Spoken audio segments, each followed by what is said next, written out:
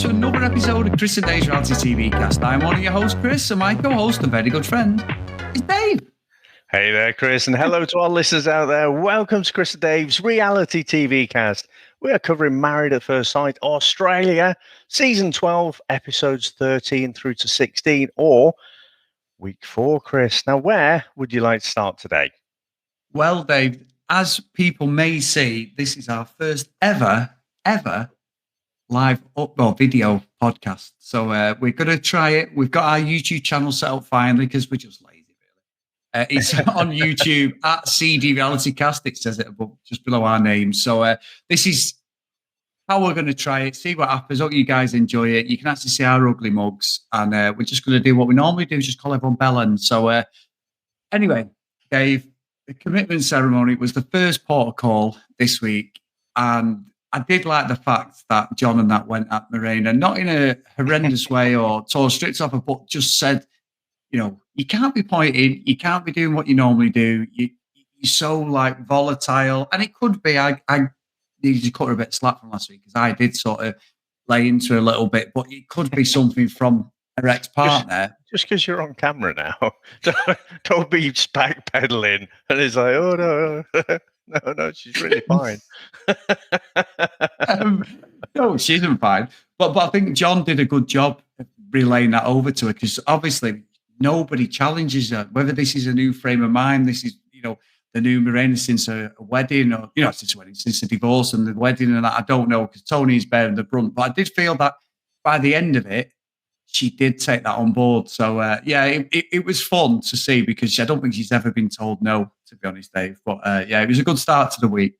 Yeah, I think you're right. I think it seems funny because John seems quite pointy as well at times, doesn't he? It's not as if he didn't do it with Morena, as they like to say, but he did sort of lay it on the line. And I have to say, I mean, we do like to give the judges or the experts, as they say. I don't even have to say now, Chris. I don't even have to say I'm putting up the quote fingers.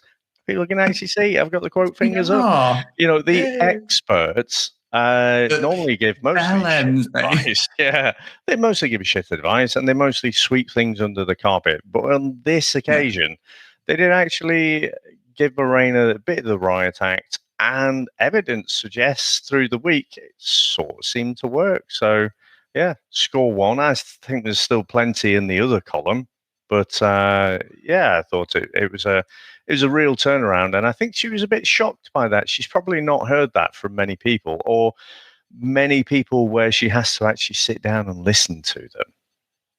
Yes, and I must say, Dave, it did work by the end of the week because they were both wearing what can only be described as a pair of curtains each, weren't they? So obviously Tony had this outlandish suit on, and then Morena had the big flower. We mean someone questioning how do you move in that? You know, eat, drink, bathroom, everything. I mean, that was some outfit. One I always like when you see these ladies in these outfits, but I always think of the logistics of how are you actually going to go to the bathroom in an outfit like that? But anyway, Dave, not in a creepy way, just meaning a way.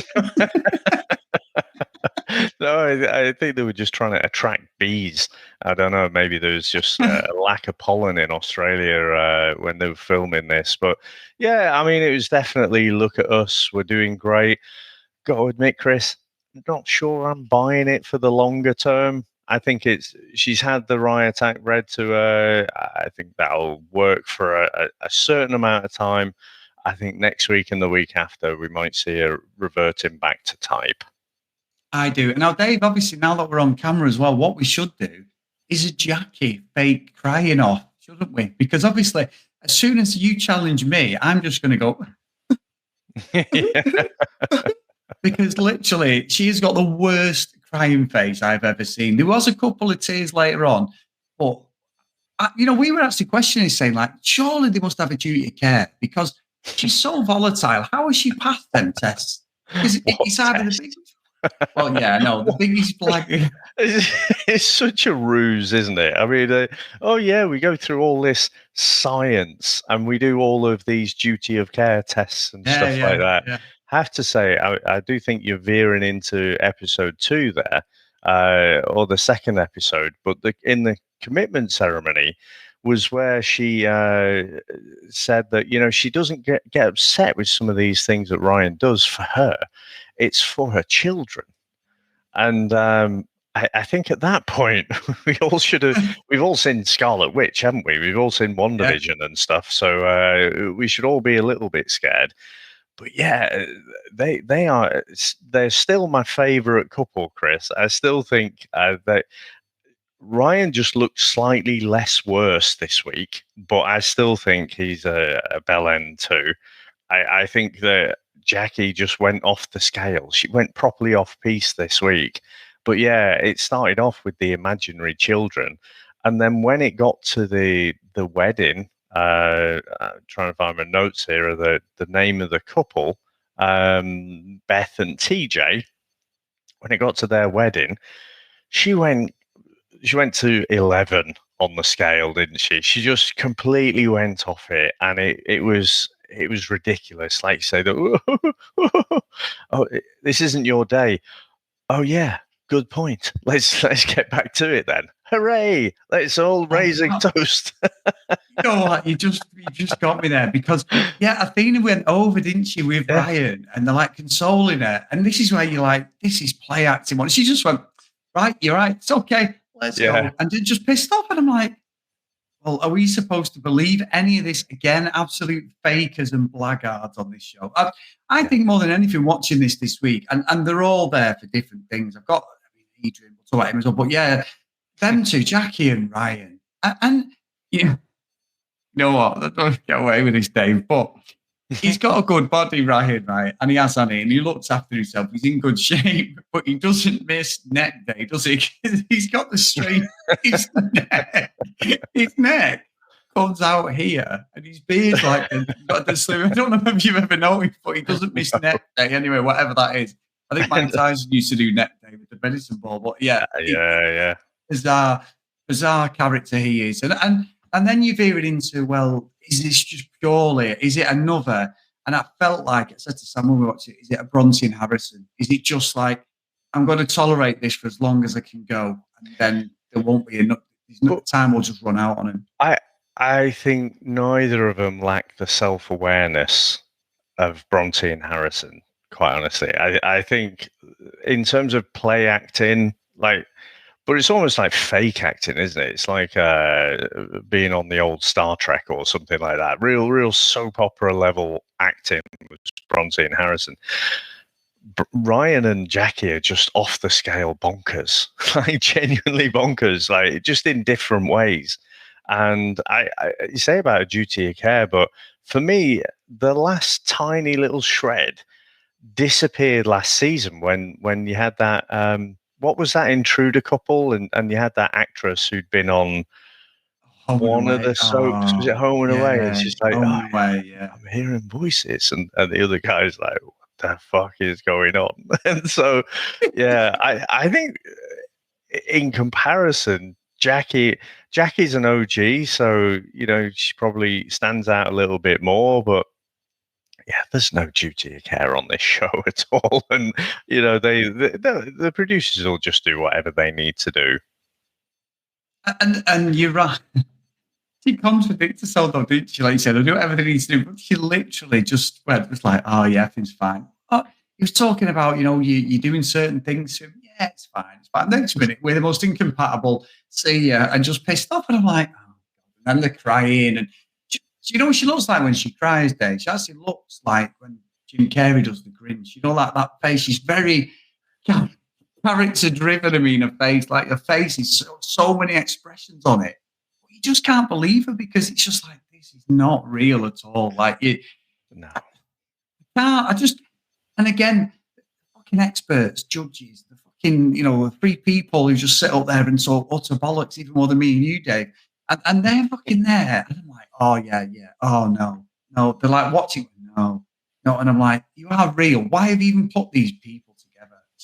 There's something off with Jacqui. I think as this has gone on, she is really, really volatile. And not in a, she's going to go and jump across the table and stab him with a fork way. But I just feel like in her behaviour, and that's what I'm saying, you care. Joel joking aside, we take the piss and everything. just, as this has gone on, it's become more uncomfortable, hasn't it, watching, because nobody's buying this relationship at all. Either of them, even to the dinner party, hugging the day before, she's been rumbled for messaging fucking Jeff from nowhere. You know what I mean? And then, yeah. I mean, great justification. I, for one, am glad they're on the show because it is entertaining. And like I say, I'm not going to lie, they're my favourite couple because they're so batshit bonkers. Yes. Who else should be grateful is Jeff and Ree, because suddenly they're relevant.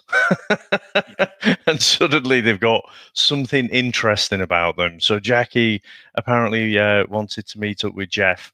And the thing is,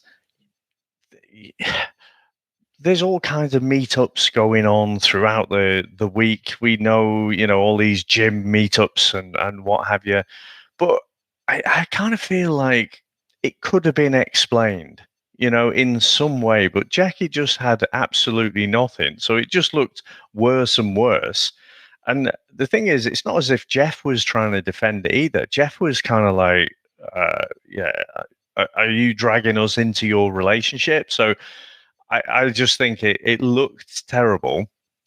Jacqui had nothing, but then I don't know if a tactic is to just misdirect people, to just go, look over here, now look over here. Oh, this is the worst relationship and Ryan treats me so terribly. Oh, no, we are the best couple because we take really good selfies.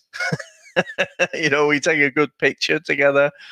Yeah, just thoroughly entertaining. But again, we should put to bed right now this whole idea that there is any duty of care with any of these contestants or whatever we want to call them, influencers. It's just do what needs to be done for the drama. It is for the drama. And also, you're right. The fact that Ryan could name one of her strengths as she eats a veg when she has a dinner was one of the greatest lines ever. That is ridiculous. I think Jamie said, "Oh, what? You got nothing else? She has a 5 a day. That's the best you've got." Ridiculous, isn't it? It's absolutely ridiculous. But then you're also seeing, like, obviously, I know we're talking about them and their fallout, but like the other couples, you're watching like what's going on. Sierra and Billy, there's something off about these two. That they have, they've had sex, and then from there, Sierra's just cold on him, completely cold. What the situation was. There's something off about Billy, though, Dave. I've got to be honest. He's from the UK. I don't know. There's just something off about him. But for this storyline, he's the one who's taking the moral high ground, as he should, because of his situation with Adrian. But I don't know that as a couple, they've just gone from thinking, if we were laughing, saying he was so awkward with her, to actually, I don't know what's going on. And she's just become more devious. Even her outfit is becoming more devious, isn't it? Like her hair swept back, the makeup. It's almost like they're saying to her, you're playing the baddie. So this is what you're going to do. And she has, hasn't she, a whole, like the way her body language is and everything has just changed into, I'm the baddie, what you're going to do about it? Which then also plays into, is this just producer-led again? Because this is the storyline we need as well. I think we're having a reoccurring conversation this season because I think from your perspective, you see a lot of these things are being producer-led. I think it's a lot of the contestants who are driving all this. No one's telling Sierra, behave exactly like this. No one's telling her, look so incredibly thirsty and you're dying for a bit of sensual time in the bedroom. And then you get a bit and you look like, oh, fucking hell, that was a bit of a disappointment, wasn't it? Because after that whole thing, she just was not interested in him at all. And so I don't know. I just feel like, the producers could be giving her a bit of a poke, pun intended. She's not the only one, Dave. But I think a lot of that is driven by her and the power dressing. Like it's almost like an old movie, isn't it? Like somewhat bedazzled or something like that. Someone's been taken over by the devil or something, and she's got the power dress on, the hair slicked back, and I just don't really buy anything from her.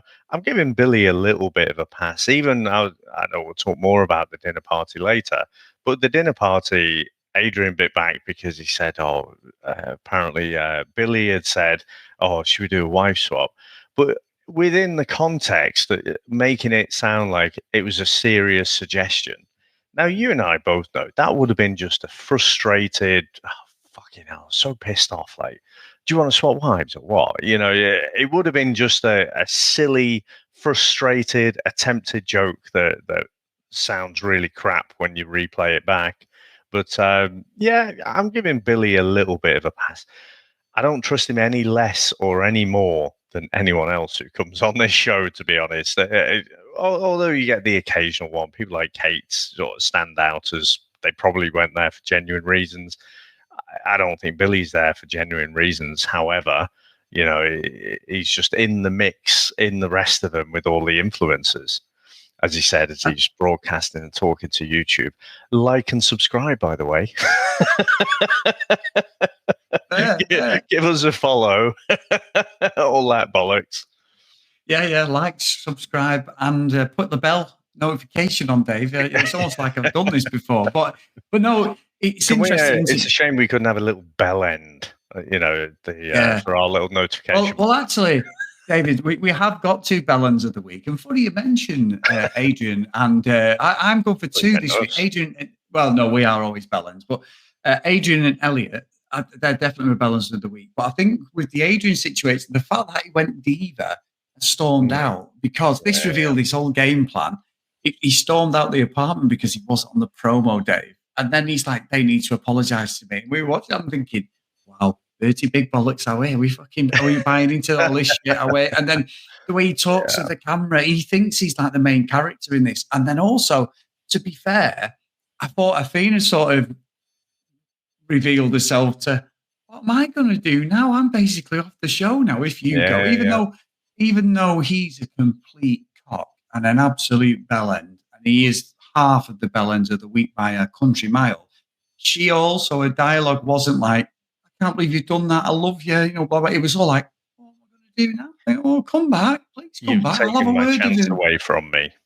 Sorry, David. But yes, that it is. Oh, no. I don't mean me. I mean, from you. Athena. All right. Well, I don't mean from me. I mean from Athena. You're right. The language, and she is the injured party. However, you're right. It was a lot less about, how could you do this to me, your wife? You're just showing that you don't care about me. I mean, Adrian's given plenty of red flags before. This was pretty extreme. And I have to say, when she went back into the apartment, had they been burgled? Or is it just a shithole like that normally? I mean, it was an absolute state, wasn't it? I can only imagine that they live like that normally. But yeah, I don't know. I'm not going to give Athena too much of a hard time, because I do think she is the injured party. Like I say, I'm putting her in the pack as well of people who just want to have that influencer life. But yeah, talk about diva, and fuck me, Chris. Like the subtitles are definitely necessary. I just don't. He's on. If you go back and watch the original first 2 Rockies, he's on the and Stallone was playing up that punch drunk kind of slurring and stuff. This guy is like, get me on a photo shoot, and hey,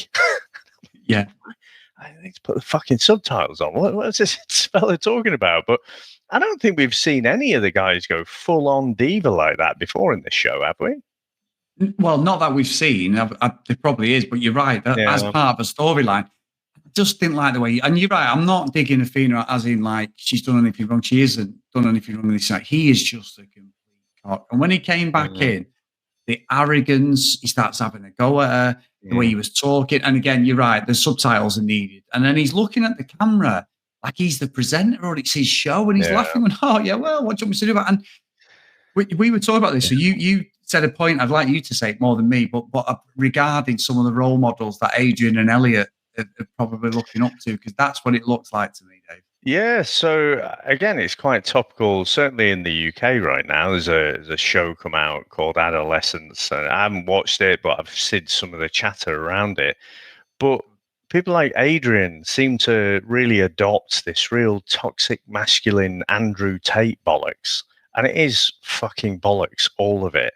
Like they're just such dweebs, fucking all of them. It looks like fucking Pob Andrew Tate does, and I just think that. I can't understand how anyone navigates life Because you can see it. You can see all the gaslighting. And what I don't understand, and I'm going to be a bit of a hypocrite now, but I'm going to put the spotlight on Athena. Sorry, why can you not see any of this? It's not as if other people aren't calling it out as well. And he does not give a flying fuck about her. You're not going to change him. You're not going to change his attitude. He doesn't really care. He's there for the show, and a bit of slap and tickle is just a side mission. So I just don't know what Athena thinks she might get from him. But yeah, it definitely is. And I think that, Elliot, I'm going to award my kind of bell end of the week purely to Adrian. I think he deserves a whole bell end. I think Elliot, we know what he is. Big one. Yeah. Like that one in the corner of his shot there. He's got... Elliot is what he is, and there's plenty of barrels left for him as well. But yeah, I just think Adrian showed himself to be a right knob this week. He did, and even the stuff with Sierra again, like he goes for dinner with Tony, and she's like, "Oh, there's things I've got to say, and I need to say it, and I'll speak to Athena about it." And then literally he's rolled over and went, "Yeah, I was out of order. I should have told you." These bollocks, these two have definitely slept together, Dave, or something's gone on. There's no fucking way this would happen. And then even when Billy, like you say, I'm not his biggest fan, when he was having a go at the dinner party and he's going, "Oh, really?" And like you said, he said about the wife stuff, and that could be said a heated moment. It's like, that's not normal. But then Adrian's acting all tough, like he's the schoolyard bully. He obviously thinks there's something like physically, because that dialogue wasn't just, two guys butting heads to alphas. That was I'm more superior than you. I'm going to slap you if you carry on. And that's what it felt like to me. And it felt intimidating. And I hope that when we do get into the commitment ceremony on Monday's episode, that John and Mel and that, and they go at him, because they were listening to it, that dialogue, weren't they? And they were like, "Oh no, this isn't." And he was, wasn't the only one. There's a few going to be torn a strip off, but he's just not a good person. And it's the fact he's like saying it to the camera, think he's being funny. And it's almost like he's playing, I've said this before with some of the characters, especially some of the guys, that it's like they'll be with the lads in the pub and having a great time laughing, going, "Yeah, I shown them," when really the rest of the nation's going, "You're a fucking bellend, mate." And he's not a good person. He's here for the fame. And the VT we saw for the next episode actually shows that something comes out about that as well, don't they? I mean, I'm sure everyone else, Dave, will be Spider-Man in it going, "Me? What? Yeah. They'll all be the same. They'll all be like outraged, won't they? Going, "Oh, that is terrible. That is absolutely terrible." Great character for the show, but as a person, no. And you're right, the Andrew Tate reference is so relevant for him, probably more than Elliot. I think Elliot, there is that toxic masculinity, but Elliot is just fucking in his own world, isn't he? He's like completely, whereas Adrian just looks like he watches all the fucking. He's probably got a fucking free Andrew Tate shirt when they were in fucking prison and stuff, knowing that dick. But anyway, so I won't labour too much on him, Dave. But yeah, absolutely. So he is your bell end of the week. He's my half bell end of the week. Okay, so if we're doing this audio, we're going to have to find something. Maybe it could be like this, Dave. So, like, it's a Darth Vader, but we'll just say, "There's the bell end of the week. He gets the award." Okay, and if he's really bad, I think we turn the light on. Look, we turn the light on. Yeah. Being the child that I am.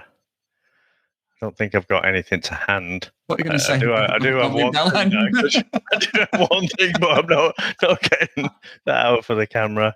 So Dave, I'll have to zoom my camera in. But anyway, I'll zoom in the camera in. But anyway, so I mentioned, obviously, we got Lauren and we got Clint, not Eastwood, but we got Clint in, Dave. They're a new couple, Lauren, and everyone's like, "Oh my God, she's come back, Dave, 4 weeks later. She gets the whole redemption arc. What a surprise."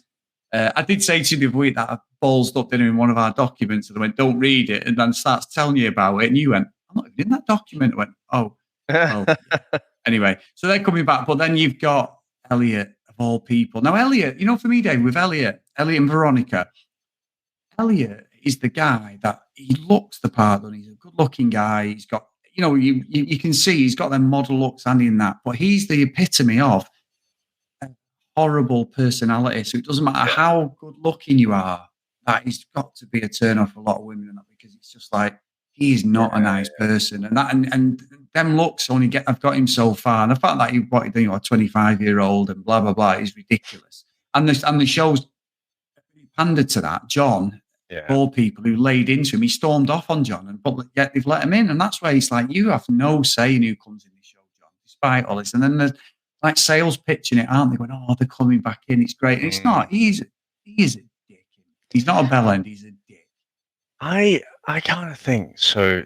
Hold on, because I haven't fully validated this, but you just brought up Darth Vader there, the little mess. So obviously when we were watching the original Star Wars, we were all thinking he was the big bad, or certainly as a kid. Maybe it was obvious the Empire was there, but actually it was the Empire pulling the strings. I'm going to say it to you that the experts are more like on the Vader level, and the producers are actually the ones pulling all the strings. And actually, I don't think the experts have got quite as much power as maybe we thought they had at the start. So let's face it, they were actual experts and they were scientifically trying to match these people up. There's no way you'd have Elliot back. There was literally nothing that was redeemable about him. And I saw in our message group, someone said about, well, why didn't Kate get another chance? And I thought, well, I'm sure Chris is going to have some theories for us about producer plants, possibly, and talent agencies. So am I right? Is that where you were thinking? Dave, how dare you think that I'm unpredictable? Okay, and that other people would comment on that. No, but I do think you're right. Yeah, it is pretty obvious. There's a story there, isn't there? There's a story. So with Kate, unfortunately, and Tim was just a complete cock, wasn't it? And but don't forget, they did get time on the show as well. I'm sort of slightly defending them, whereas Elliot and Lauren literally got to the honeymoon and he just pissed off, which we all thought was a bit of a ruse. I thought he was going to be coming back, and he's like, "Oh, I want to be on the show." But even the speech he did to the fact that at the wedding to Veronica, and there's nobody there from his family, and I'm like, she said something lovely. Also, he was like, "Oh, do you recognise me?" It's like, look, you knob. You know that this is filmed months and months before anyone sees it. So I thought it was a really weird line, but I thought it was in keeping with his character, which is like, do you know who I am? Do you think I'm famous? It's like David Brent, isn't it? You see me from the office. You know? Do that again, Dave. No, you knob. It's no one knows who you are. Apart from now they do. You're a massive fucking bellend. But all these self-referencing things that he was coming out with, and she was saying she's got a good bullshit meter. No, afraid, Veronica, you haven't. Because the only time she actually saw him for what he was when it was right there in her face at the dinner party, when he was basically shaming Lauren, for drinking. And then that was it. She's finally like, oh, this guy is it's a bit of a knob. It's like, well done, Inspector fucking Poirot. Like, it's taken you all this time. Like, even her friends at the wedding were saying that, there's something really off about this guy. But I mean, Lauren, though, I don't know. Was she sort of press ganged into coming back onto the show? Because she didn't look that enthusiastic about it all. No, she looked, every time I see her, Dave, because she's always dressed like immaculately, she looks like she's going to be on some baking show or something, like taking off a Mary Berry or something. She looks like a proper Stepford Wives, like something you see from the 50s, like one of them where the guy comes in from with his briefcase and she's got his slippers and his teas on the table and she's there looking all glamorous. Gives her a little kiss on the cheek, putting the leg up. The back leg, I was doing it. Well, I'm doing it as I'm sat down, but yes, the back leg. She does look like from a different age, but to be fair, she had a bit of class, because even when Elliot was having a pop at her, she didn't really react. Maybe she hasn't got the tools to react, and Clint did step in. And then Elliot got me. This is where I was like, you are fucking... When he's doing impressions of Clint, going, oh, I stood there like this, and he's laughing to the camera like the producers are going to be laughing with him. I'm like, you do realise that you look even worse this time than you did the first time you were on the show.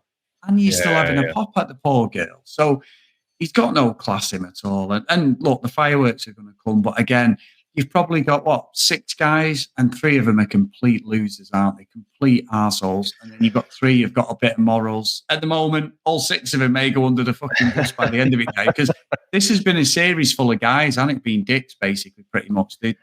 We've had it before with the girls, with Olivia, plays people like that in previous seasons, the Aussie one, the English one, we've had it. And it doesn't, no matter what gender you are, they're just absolutely, it's just been dicks. But this series has been mainly the guys being, other than Jacqui, who we just can't predict what she's going to do. But then Ryan offsets it because he's not a saint, whereas the other couples are quite voice of reason at the moment. Well, they're the best of a bad bunch, shall we say. Yeah. And I was just trying to see, Chris, did you see the couple that split up this week? So Jack and Tori from last season, MAFS Australia. Do you remember Jack and Tori? Yeah. Split up apparently. I know. I'm glad you're sat down because I'm sure you will be incredibly shocked by that. But yeah, apparently they've decided to call it a day. I'm just fucking amazed they've gone for this long, Chris. I mean, why? How did that happen? But go on. It feels like you might know something that I don't. No, I agree. Of all the people, fucking, Jack with his weird fetishes and Tori, who just, again, was like Bronte and just wouldn't have anything to do with him and would have any bad said against him. They were the couple I didn't think had last. They were on the opposite sides of Australia as well, weren't they? Yeah, but she moved straight away, didn't she? She did. Yeah, she did, to be fair. Happy about it, but... No, they were not compatible. But they've lasted a year. So that is, what do we know, Dave? I'm saying all this about Ryan and Jacqui. They might end up with 3 kids in the next couple of years. So you just never know. Don't we know it happened with Bryce and Melissa? These reality TV relationships, they're like dog years, aren't they? So a year is almost like at least a decade for a normal person. Yeah, ridiculous, isn't it? It is ridiculous. But I do think like this week has been gold. Like the whole scenario, you get them lulls, you get them. I hate the crappy stuff in the apartments. I just want the drama. But there was a bit of, there was drama, and obviously the stuff with like Jeff and Ree, like you say, they've now got a fucking 10 minutes of fame on the show. But it's the dinner party, and then obviously we go into Monday. It's the commitments. I mean, they're the things that we need to see. We need to see the experts just laid into these bellends, because there's a few now. I mean, I'm saying that about the guys. Sierra's not been great the last few episodes. Actually, like you say, the power play, the outfit, everything. She's really gone like full on Darth Vader, Dave. I might have to get Vader out and just put him next to me. But no, I loved it this week. I loved it. Like, we're in the 4th week now, and like we're halfway through, really, aren't we? Which isn't a bad thing. At least people can see in our faces, Dave, when we're doing Love Island. And I say to you, we're only on episode 18, and it's 40. There's another 22 to go, Dave. And then usually no one would see this, but you're like acting it on the camera, going like, or doing that to me. You know what I mean? Why have you got me into this? But whereas now, all bets are off. Yeah. So I don't know, though. I don't feel the lull. When we do Love Island, oh my God, I feel the lull, and it just drags and drags. And I'm like, when does something happen? And there's like 50-odd episodes with that. And you get to about episode 28 or something, you're like, oh, there was a good Casa Amor episode. Oh, wasn't that worth it? No, it's not worth it. Whereas, like you say, there are some lulls here.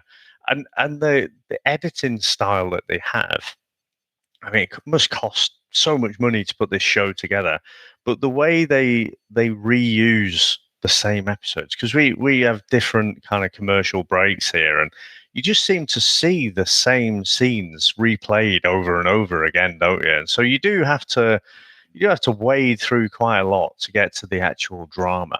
But still worth it. Still love it. Still absolutely brilliant. And I do think, I mean, just finishing off on Elliot, though, not in a weird way.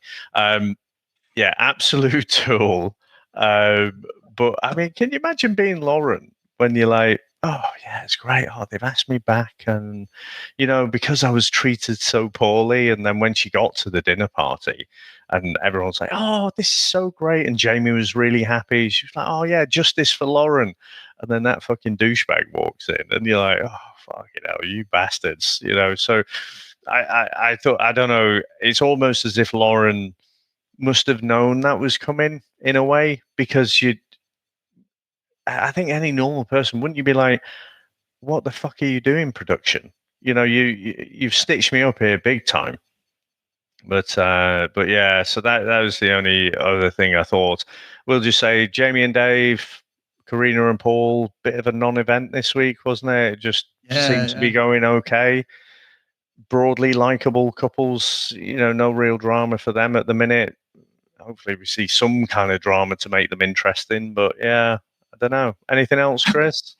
No, well, I think the thing is with them, Dave, them four, and we say it all the time on these shows, we're slating these people, Elliot, Agent Bellens, but the ones who are actually finding a love or something with less drama, we're like, they're boring bastards. Oh, what? They've got a mortgage and a dog. I don't give a fuck. Yeah, I think we mentioned Beth and TJ, didn't we? Oh, yeah. By the way, Beth and TJ got married. Seem like they're into each other. Well done, you. Now, back to the drama. Even at the wedding, and obviously she's from England, another English with Billy and that. So that was quite thing. And she did look a bit like Catherine Thingy used to be on Coronation Street. She used to have blonde hair. She reminded me of her a lot, actually. She used to be the barmaid Eva on Coronation Street. If you didn't watch Coronation Street, then it doesn't matter. But anyway, nothing else, I don't think, Dave. I do remember Steve McDonald. And Andy. Yeah, and Andy McDonald. Yeah, missing Andy, who was in RoboCop 3, apparently. No, he wasn't. Terrible inside joke. Yeah, terrible. But no, thank you so much. And obviously, Dave, this is our first ever, video podcast properly. We've done plenty of guest spots on other people's, over our Comic Network and the VHS Strikes Back, which is our other podcast that we absolutely love. And if you do want to see me and Dave doing really bad impressions, well, I do good impressions, but Dave does really bad impressions of Liam Neeson, Bane, Batman. Hey, Dave, we can even do it now, can't we? Because we've got the props. Oh, you've caught me outside. You caught me outside the. I've not got a cup or anything. Well, Dave's main impression is Bane, but I'm just going to steal it because mine's actually Batman. Mr. Wayne. That looks really bad on video. Anyway, I think the only one I could rattle out. So I can't really do the Bane or the Liam Neeson actually. So probably there can be only one. It's got to be a Connor McLeod of the McLeod clan in Ireland. If you meet and you're trying to do Liam Neeson and you just go like Eastern European, and then fall into Irish, I told you 3 days ago. No, anyway, let's just carry on, Dave. It's terrible. It's gone right. Try that again. Yeah. Not on this episode. But anyway, thank you so much, guys. And also to prove that when I do the roll call of honor, it isn't just pre-recorded. I do this every episode because I always time myself in knots usually, don't I, Dave?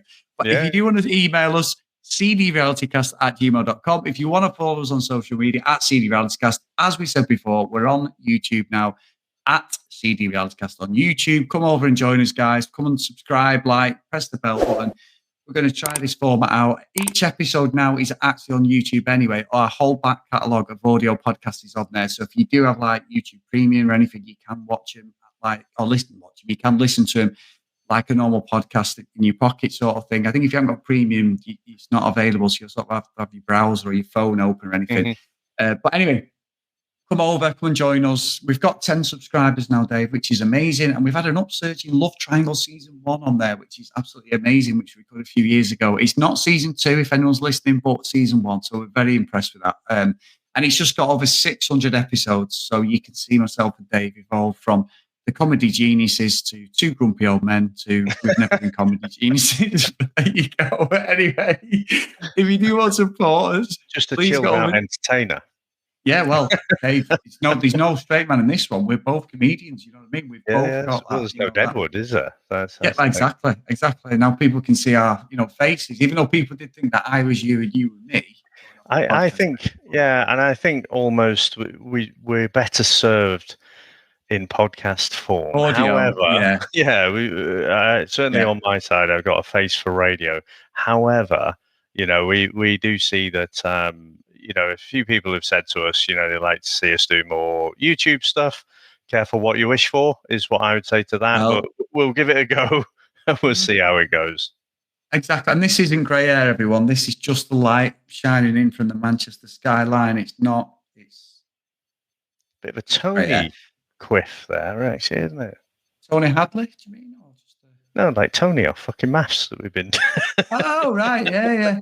He's got 7 years on me, Dave. But anyway, I'm glad you said that now, Dave. My hair's unique. He's a good-looking man.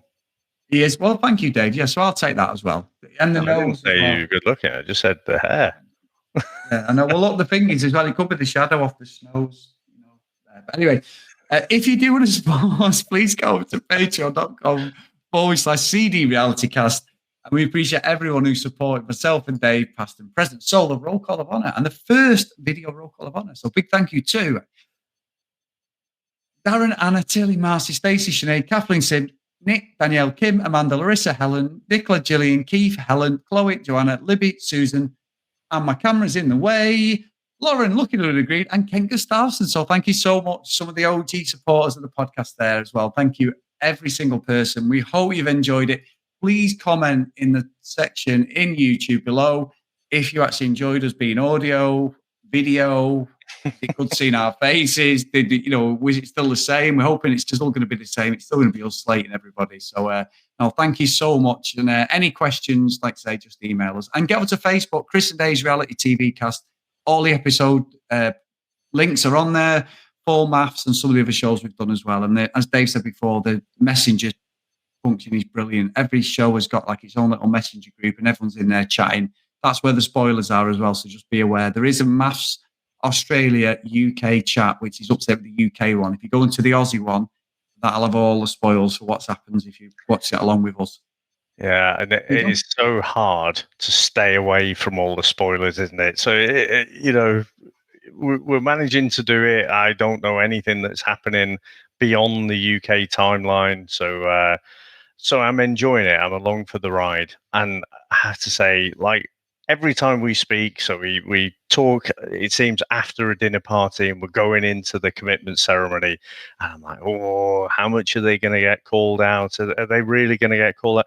Surely Adrian is going to get called out for all this bullshit. But let's see. Sometimes the experts don't quite call out them as much as we think they should. Maybe they should get us on there, but won't hold my breath for that. Just one sec though, David. And I'm going to flash this up when I edit it. But now that you can see me, I think I have to dig out the Reality Radar T-shirt. 100% guarantee. Oh, yes. Oh, yeah. I'm going to have to pull it out of the bag. Casamorians, yeah. The Casamorians are not real, Dave. They were just jumping the bandwagon of the actual Reality Radar. But, yeah, there was more followers for the Casamorians. There was, but I also think I accidentally put the kibosh on the Casamorians because as soon as they came out with that phrase, they were all a bit shit. I mean, the first Love Island season we looked at, you had Ovi who came in from Casa Amor, and so you had some legends coming across, but unfortunately, it's all been a bit of a damp squib since then. But anyway, Chris, it's been a lot of fun. It's been a bit weird, hasn't it? We don't even normally turn the cameras on when we're speaking to each other, so it is a bit odd to see each other. But I want to thank you, sir, for trying this little experiment out with us, and I want to thank all the listeners. Thanks to all our supporters, and we'll speak to you next time. Bye.